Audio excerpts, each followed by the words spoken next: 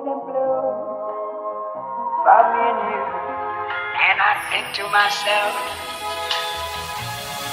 what a wonderful world.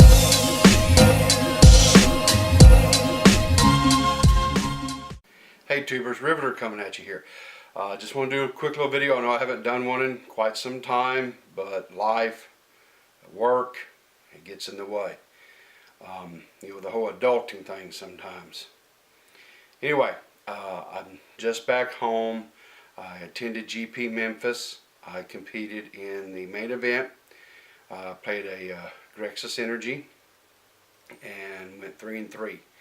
I was very pleased. I know 3-3 out of 8 matches is not that great. I did drop after the third one because I didn't want to continue playing and potentially knock somebody else out and give them their third loss when they would have a chance to maybe go on. And I was already out as far as being in the top level. So anyway, I went 3-3, like I said, and I was very pleased with that. Considering I only started playing Magic maybe 2 to 3 weeks, a month tops before Aether Revolt dropped. So we're talking, maybe I've been playing for a little over a year now. So to me, that shows a lot of growth, and was very proud of myself. I also got to compete in one side event Friday evening. I did a sealed event, 6 booster packs. I wound up getting to. They had a bounty. It was called a bounty event, and a bounty event was they had 3 Pro Tour players, and then they had a young lady there named Ashley Dew. Anyway, she was cosplaying as Chandra, and very, I'm going to tag her in the video links below to her Twitter and her Twitch channel. So check her out, guys. She's a really nice young lady, very pleasant, very polite, and that's always something that we always kind of forget about Magic is, there's a time and a place for it to be competitive and to be serious, but then it's also nice just to kind of have fun, and playing against her was real fun. Anyway, I wound up going 2-1 in that event, and so I collected the bounty as well, and that gave me an extra 100 tickets. So because of 2-1, I had a total of 200 tickets, and that netted me a total of 20 booster packs, which I'm going to be opening here in a little bit for you guys on camera. And I ran a red-black aggro deck built around a Angrath, the Unchained.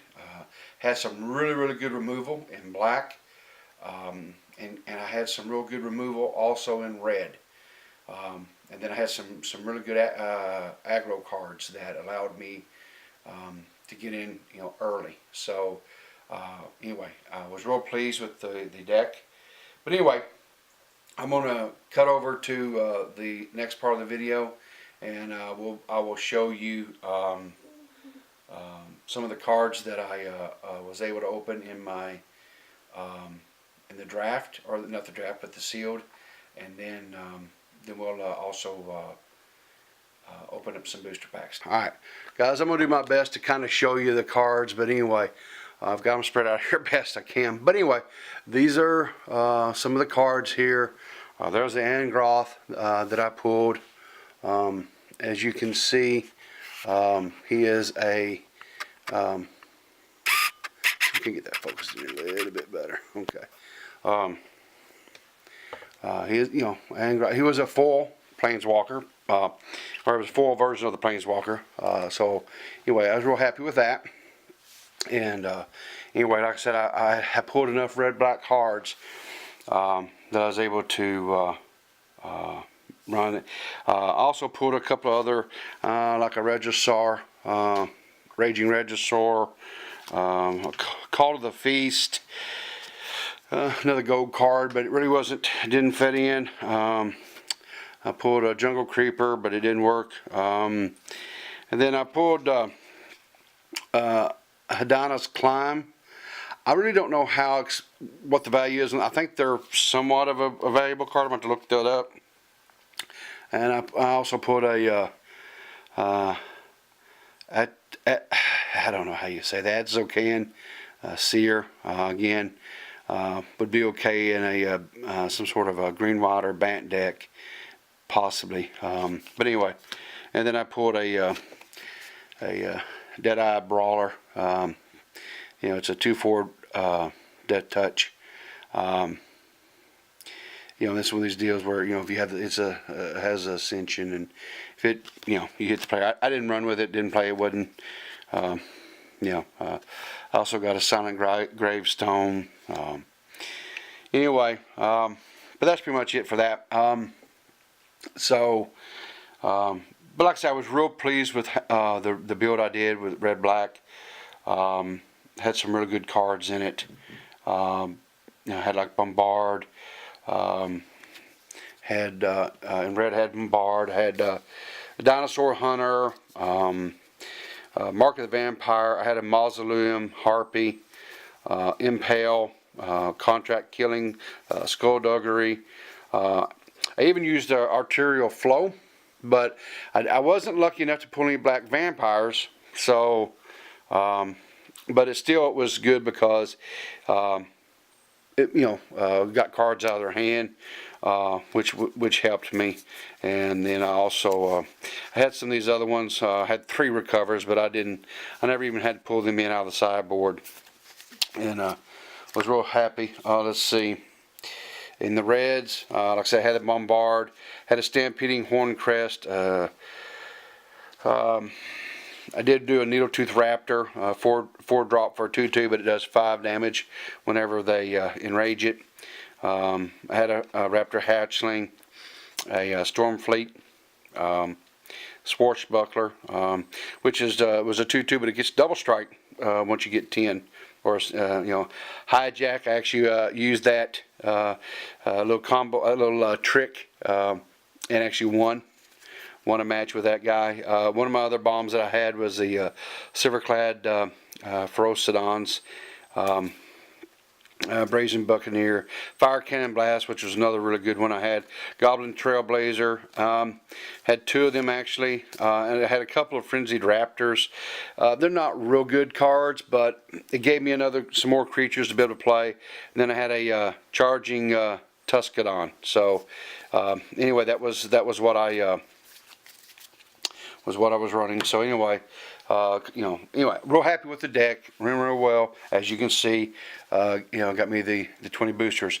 So anyway, this next segment I'm going to set up here for, we'll crack some of these packs and we'll see what I get, okay? Maybe I'll be lucky enough to pull some of those Rekindling Phoenixes. I mean, those are some pretty pricey cards right now, especially after this GP. So anyway, I'll in this next segment we'll see that. Okay, I think just to kind of, for time's sake, I'm gonna on these packs, I'm only going to focus on the uncommons, rares, and any mythical rares I get. Okay, I'm not going to deal with it just commons and stuff like that. So anyway, let's get to cracking and let's see what I pull here.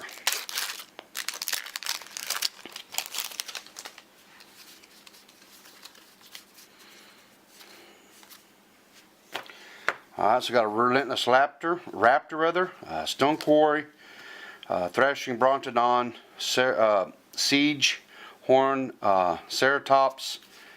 So, nothing too. The little 2-drop Relentless Raptor. I know there's a red-white aggro deck that was being played, and I believe that possibly was in there. I'm not real for sure, but anyway. So, Cherished Hatchling, Majestic, Helipopterus, Sign Reaver, Azor the Lawbringer, is my mythic. I don't really know about that card. I think maybe in sealed, if in sealed it might be okay. I don't know. If you had some others to go with it. So.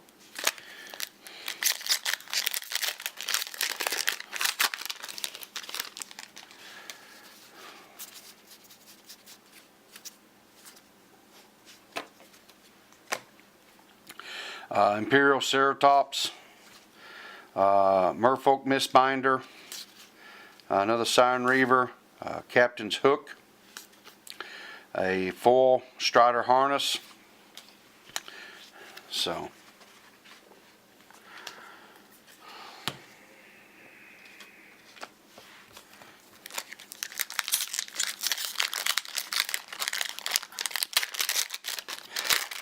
I think that's the first Captain's Hook that I've, of course I didn't buy any boxes of Rivals like I've done for other sets in the past. So, Strength of the Pack, Blazing Hope, Golden Demise, Paladin of Atonement,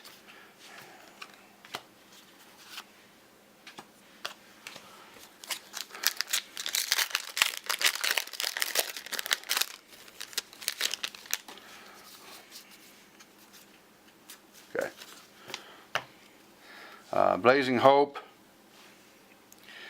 Swift Warden, Raging Regisaur, there's a Galta, Storm Vault.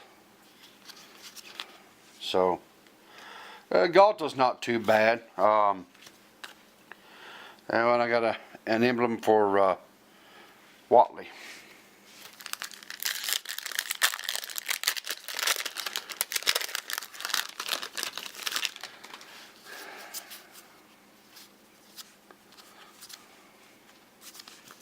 Okay.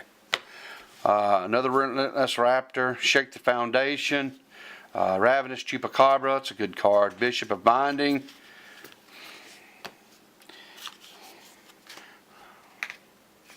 I really like the Ravenous Chupacabras. They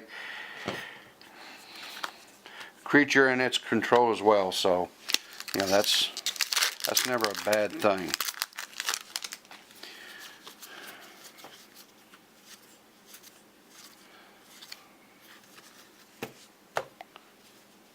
Okay, here we go. I hope this thing is focused here, okay. Okay.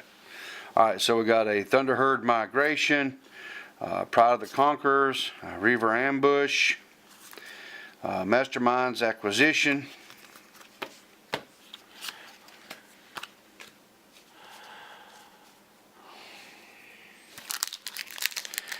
well, we're almost halfway through all the packs and no Rekindling Phoenixes yet.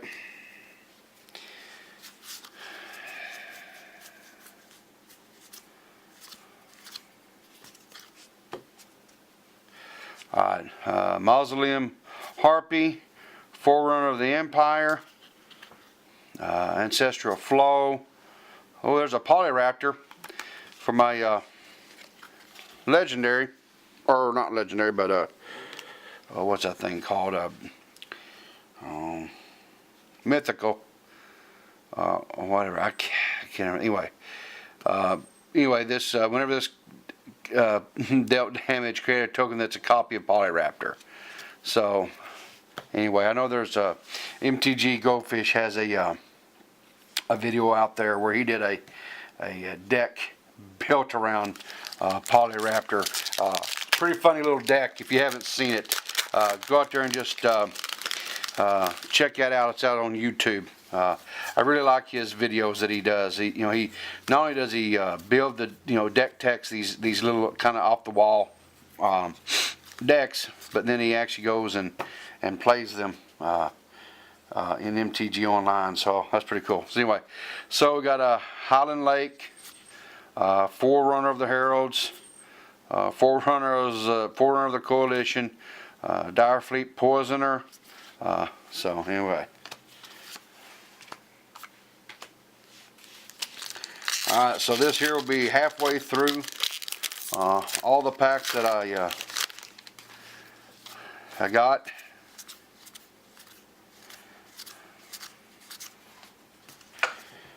And this is what we got here. We got a Curious Obsession, a Famished Paladin, a Silvergill Adept, a Deep-Rooted Elite. Deep-Rooted Elite's not too bad. You know, it lets you put a 1/1 every time a merfolk enters the battlefield. You put a 1/1 on it or any other merfolk that you have. So, it's not a bad little card. I pulled a couple of them in the pre-releases and was really happy with them. Another Forerunner of the Empire, Strength of the Pack, Everdon Champion. This is a nice little card. This one here, prevent all combat damage that would be dealt to. This card here, they have to exile it. They can't get. I mean, you can't kill it. You as far as like just combat damage or any kind of a spell that just does destroy, they have to exile this card. Tomb Raider.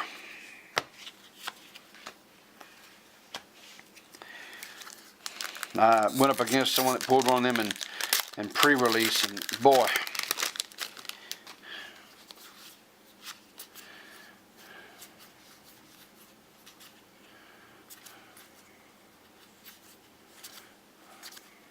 Okay, here we go. So we got a Pitless Plunderer, a Foul Orchard, a Crested Herd Caller, a Silverclad Ferocidon,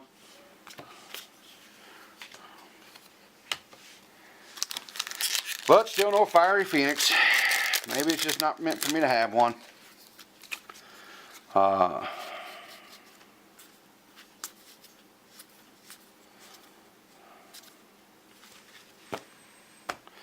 Another Pitless Plunderer, Blazing Hope, a Sarcophodon, a Seafloor Oracle, and then a full Sworn Guardian.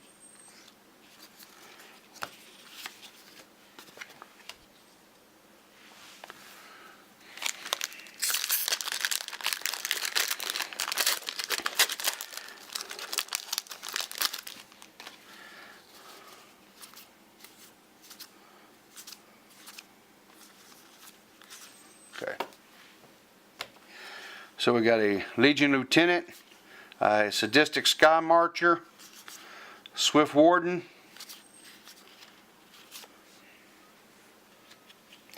a Storm the Vault.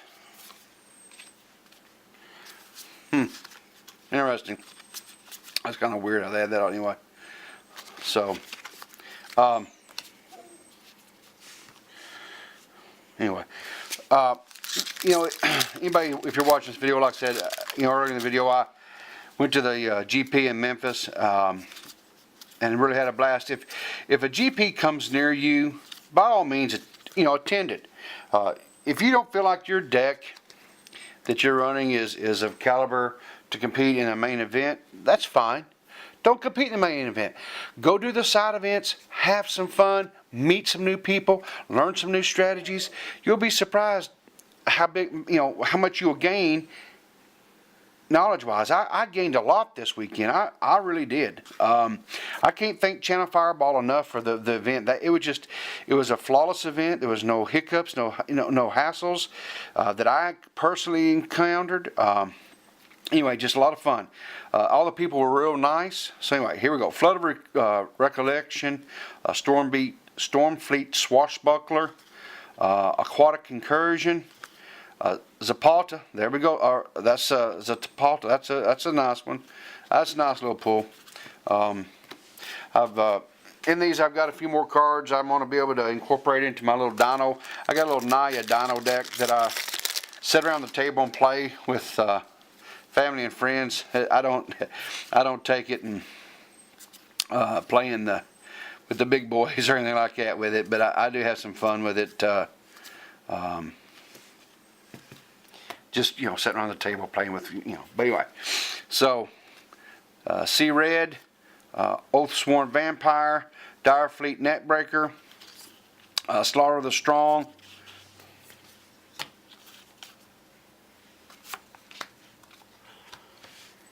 I want to take a minute and reflect on something. Now, I was talking with my wife about this.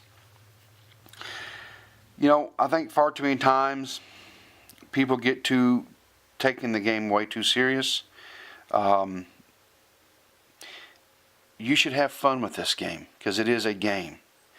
That doesn't mean that, like, if you're competing at a level like the GP, if you're playing the main event, or say even like a Friday night or a PTQR, something of that. Even Friday night should be very relaxed. It should be, you should have fun. You know, a PTQR or a main event at a GP, take it a little bit more serious, sure. But have fun, guys. That's it's a game. Foremost, it is a game to have fun, to make new acquaintances, possibly new friends, and just have fun. So anyway, Imperial Ceratops, Shake the Foundation, Oathsworn Vampire, Journey to Eternity. And I'm not familiar with this Journey to Eternity. What is this here? Enchanted creature. When the enchanted creature dies, return it to the battlefield under your control. Then return journey entire to the battlefield transformed under your control. And it is 1 mana of any color to your mana pool. Okay. Then you can pay a black, green, 3 colorless, or 3 other, whatever. Return target creature card from your graveyard to the battlefield. Well, that's not a bad little card for black, green. Nice little, that's an interesting little enchantment. So, anyway, so I'm down to 3 packs. I pulled a few cards that would possibly help my Dino deck. I pulled some cards I think that's going to possibly help me. I've been wanting to build a black-white vampire deck, and I think it's going to probably let me make one a little bit stronger than what I've had, cards I currently had. Anyway, so we got Sky Marcher Aspirant, Curious Obsession, Baffling End, Sphinx Decree. I got and then a foil, Fathom Fleet Border.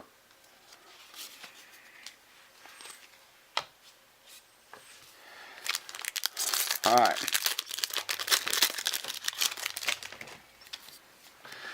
Fanatical Firebrand. Oh, skip all that. I said I wasn't going to do those. Alright. So we've got a Forerunner of the Heralds, Riverwise Augur, a Silver Guild Adept, and a Dire Fleet Daredevil. And I'm probably going to wind up building me a little Merfolk deck. I think I've got enough Merfolks now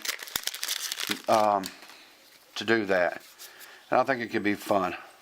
So I'll have to put one of those together and see what we can do here.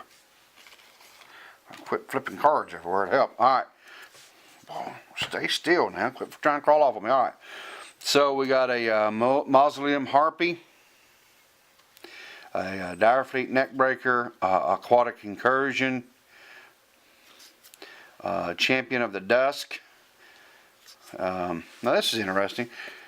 Enters the battlefield, you draw X cards and you lose X life, where X is the number of vampires you can control. Well, there you go. Some card draw and some loss of life for you with vampires. But hopefully you're running some white in there, vampires will give you some life gain. Anyway, listen guys.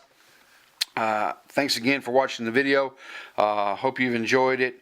Remember to check out Miss Do. Her link to her Twitch and her Twitter handle will be down in the comments below. As always, God bless. Have fun. Shop at your local merchants, local gaming stores, and we'll see you around in the funny papers.